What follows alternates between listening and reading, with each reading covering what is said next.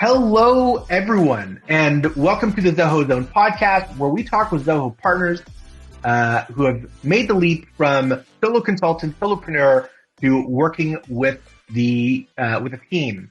Today on the podcast, I have Lior Izik from Amazing Business Results. Lior, thank you for coming on the show. Thank you for inviting me. So, can you start out by telling me a bit about your background, how you became a Zoho partner, how you kind of got into this business, and then what led you to building a team? I didn't plan for any of that. I used to run different businesses. I needed a CRM system, obviously, like any other business. And we tried the Salesforce, we tried the Sugar CRM, we tried Tiger, different systems. Every system had, bunch of problems. And eventually I hired a local company to help me to create a Zoho Creator app for one of my businesses. Back then it was an appliance repair company. We spent some money with them. We didn't get the results. And then I took some time off work and I just said, I will do it myself. And about 2 weeks later, I had the entire solution working on Zoho CRM, no creator, no development required. And it was a very successful project. We were able to cut lots of manpower that were doing data entry, copy paste, basic stuff that Zoho can do in a better way. And then I said, you know what? It was so easy. I would just have a YouTube channel and I would show people how to do it themselves. And then I started to post those videos and I showed people how to do it. And then people start to say, okay, I need some help. Maybe can you help me? I say, okay, sure, let's do that. So in the beginning, I gave it my time for free as a favor to help people. Then I charged a little bit of money and then I had too many people. And then I added more manpower, assistants, developers, and it just grew. But I had no intention of being a Zoho partner at that point. Just grew. That's actually really funny because that's how I started coding.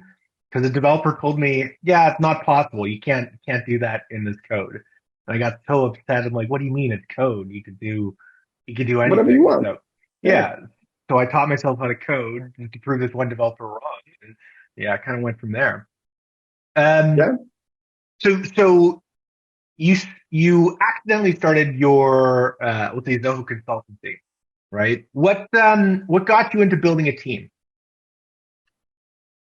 Just lots of work. In the beginning, I didn't think about creating what we have now. So now the idea is to create the best company ever that can provide great business solutions, great automation, stability.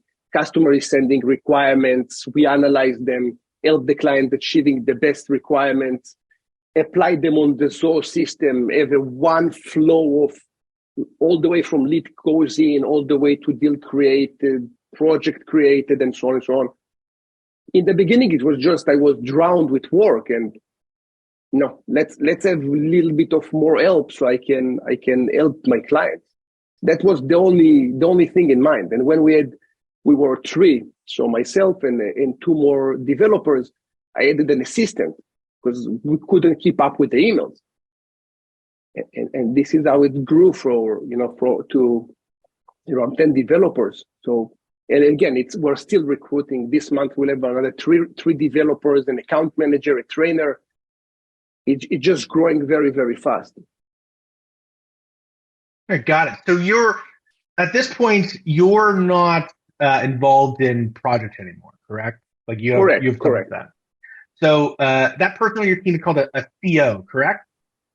Yeah. So I'm the owner of the company. I created the company, and over time I placed a CEO that will take care of the management of the company. We have a COO that is in charge of the operations, CTO that is in charge of technology. Below the CTO, we have team leads that are in charge of the developers and the developers. And of course, we have an assistant that is helping us.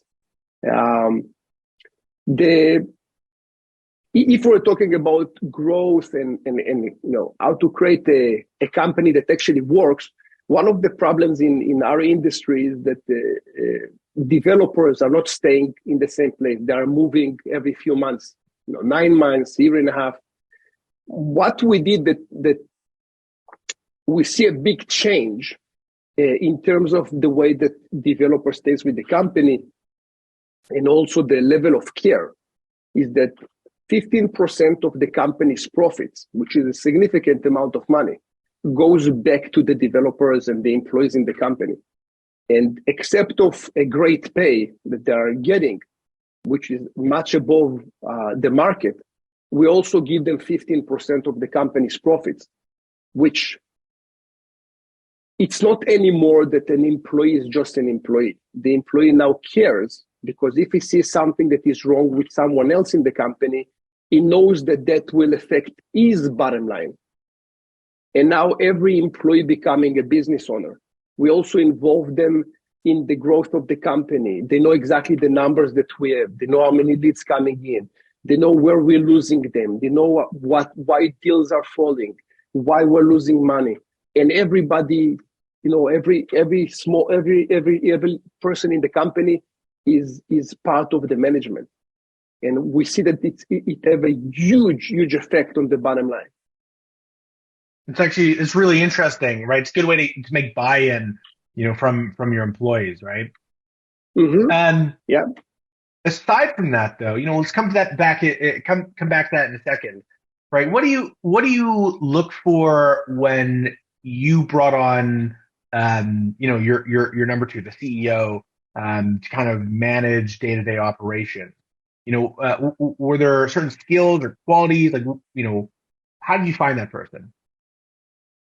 There is a good book named WHO, WHO, and this book is will help you to create a scoreboard, which is a way for you to hire people and also to review them on a quarterly basis.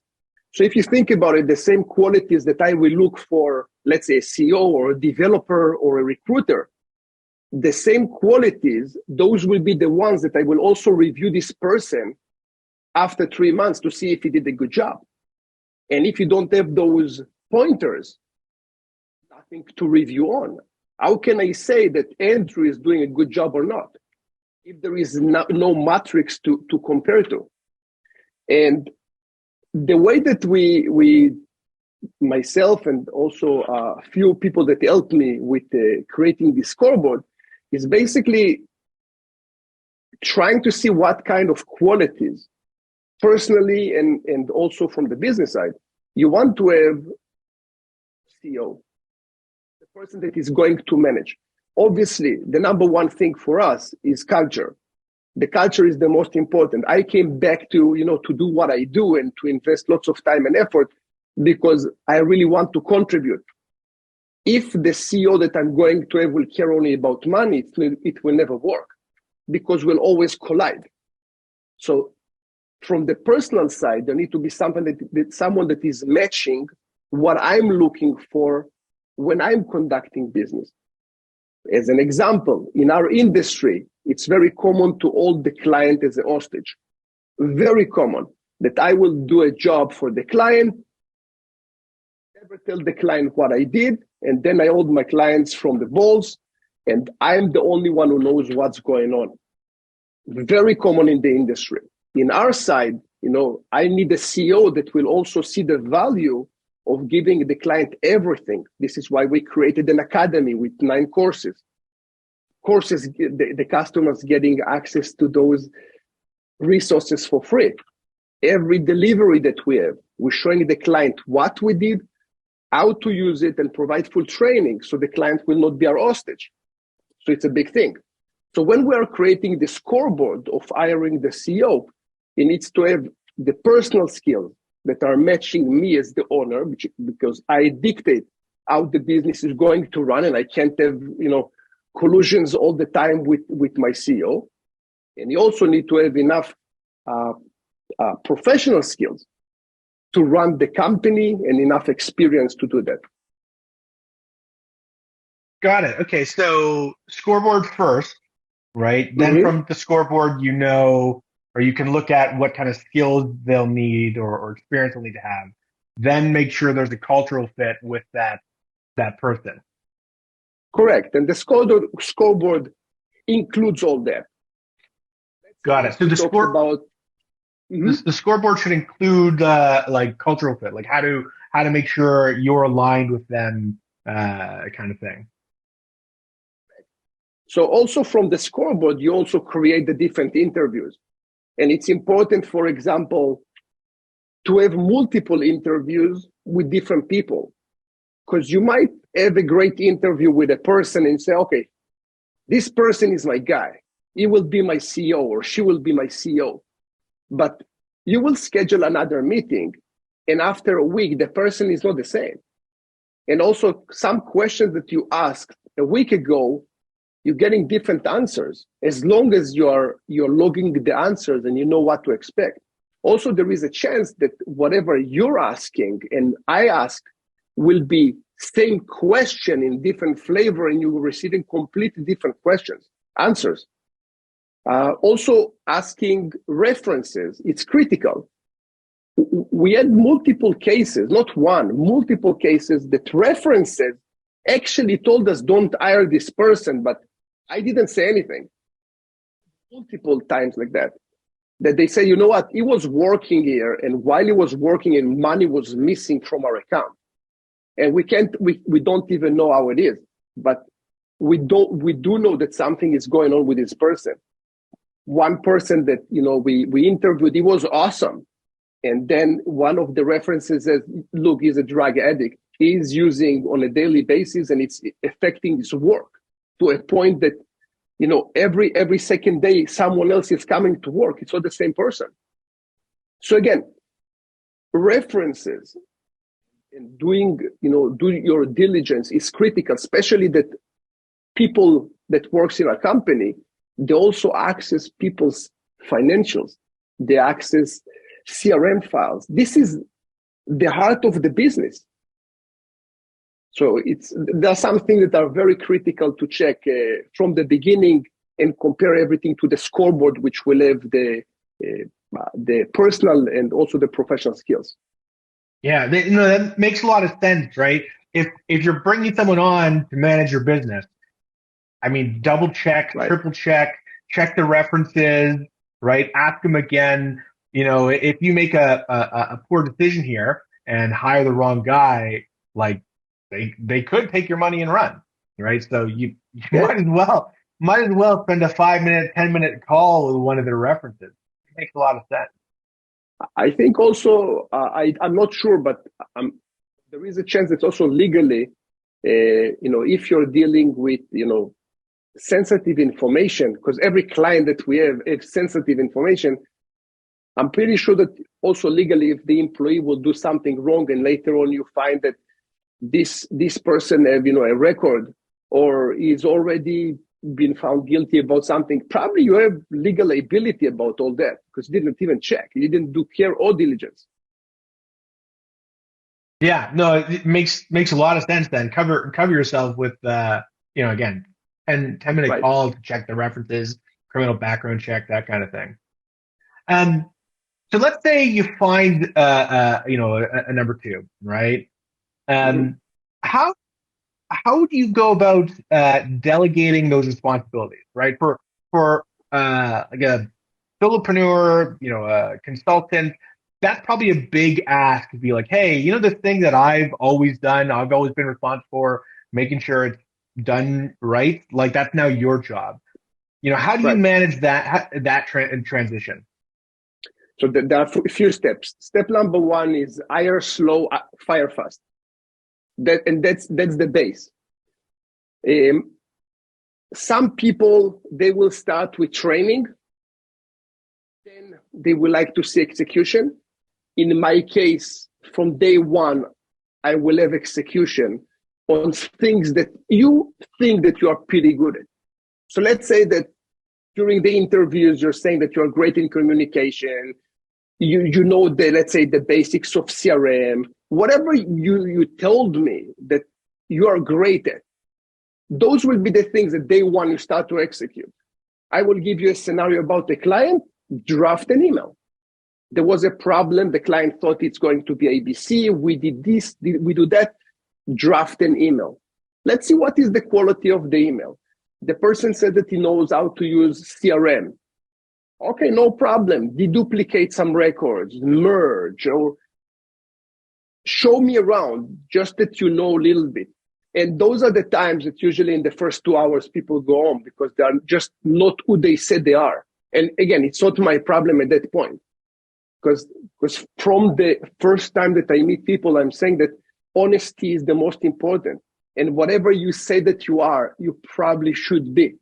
And if you tell me that you don't know CRM, there is no problem. We'll teach you how to do all that. There is no problem with questions and training. There is a problem with honesty.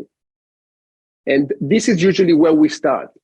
Whenever we have the base covered and I can see that the person can operate, then we're starting to delegate slowly, very, very slowly. So in the first few months, the person that works with us in any position, it will be probably not so usable in the first few months. So let's say the first week we're concentrating maybe on reporting, how to analyze reports. And maybe the second week it will be how to answer phone calls or learning more about our company's culture and how we function in the company, or how to attend, our weekly employee sessions and what kind of content should be brought into those sessions. All that. And once a week, we concentrate on one section that we work on it, the person performs, and based on that, we know what will be the second week. But it should be, again, from my personal point of view, it needs to be very slow. It needs to be, everything to be logical and always ask questions. So if I tell you do 1, 2, 3, 4, then I will ask you, okay, so what do you think you need to do next? And based on your explanation, I know if you understood or not, versus just dumping on you a bunch of tasks. Okay, you need to do the ABC and just go do it. And that might be, a scary scenario. I think that's really interesting. So you'll I'll say drop them in the pool and ask them to swim first based on them saying, yeah, I'm a lifeguard. Like, okay, cool, let's drop you in. Then from there, you'll say, okay, yeah, sure, you can swim. Well, let me show you the front crawl or whatever it is at that point. Right. And then slowly from there, you'll expand their responsibilities based off of, what they know now and what they could do now, and then just add more from there. Yeah, because usually there will be an anchor that you start from. We will never hire someone that have no clue of what we do, our industry or technology or Zoho or anything. And then we need to give this person 100% training for the next 2 years. We'll never add it. We had in the beginning, and that was one of my mistakes. I used to hire people that are web developers because 4 or 5 years ago, there were no people that were doing Zoho anyway, that I was able to find. I just went to Upwork and all those places and had, bunch of failures. But the moment that I said, okay, I'm smarter than everyone, I will start teaching people. Obviously, it was a nightmare because I trained people. I took a bunch of web developers. I gave them salary for 6 months. I teach them Zoho. And from a small army of developers, I had only 2 that stayed. All the rest of them went to Upwork and became freelancers. And that was a nightmare. Like, thank you, Lior. You gave me a great job. You sponsored me. Off I go. And that was a nightmare because it took me, lots of time to train them. And there is no financial gain from it, which for a business, it's not such a good thing, Yeah, no, that sounds painful, right? Yeah. Yes. So look, you should look for people who have the skills that you're looking for versus training up then. Yeah, in the beginning, we concentrate on North America, and then we, at some point, we open to basically the world as long as you have the skills. So now we have a very difficult process to hire people multiple interviews with tests and exams, and it's not fun. And from 100 applicants, we hire about one. So it's only 1% of the people that are applying are actually finishing the process. And it's good people, and they stay with us. We have until in the last few years about 100% success in hiring and retaining people. Some of them will be the hackathon winners, the best in the world in the Zoho kingdom, right? But again, we're able to have great people because we pay the most, or we pay a lot. I would say, I don't know if the most, but we pay a lot, and we give profit share. And they are also not only employees; they're also part owners with all the business style. And we do lots of personal growth and try to help them in their lives and to enrich them. So there is some value to join the team. And the ones that are able to join us, they stay with us. They don't go. We don't have anyone that is going. Well, that's a good problem to have, right? Keep people on board for a long period of time. Yeah. They employ. Some people say that customers are number one. Not for us. For me, employees are number one always. Your employees take care of your customers. Family. Correct. My employee needs to be happy, and if he is not happy, I need to see what the business is doing wrong, that this developer is not happy. Are we keeping him enough jobs so he will be consumed by work? Are we able to keep his growth in place? Let's teach him. Every employee will have his own growth plan. So you, for example, will be great at Deluge. So maybe the next step for you will be widgets and integration with third parties, building extensions, building verticals. So all the time you need to have your next step for the growth. So you will say, okay, so this is my next goal. And that's part of what we do all the time, trying to keep everybody in the company, not only developers, everybody engaged in their growth. Right. That makes a lot of sense. Lior, thanks for being on the show today. Really appreciate it. Really good stuff. Thank you. Be very helpful to a lot of people. If you're listening and you want to get a hold of Lior, you can go to his website. It's www.amazingbusinessresults.com. All one word. Again, Lior, thanks for being on the show.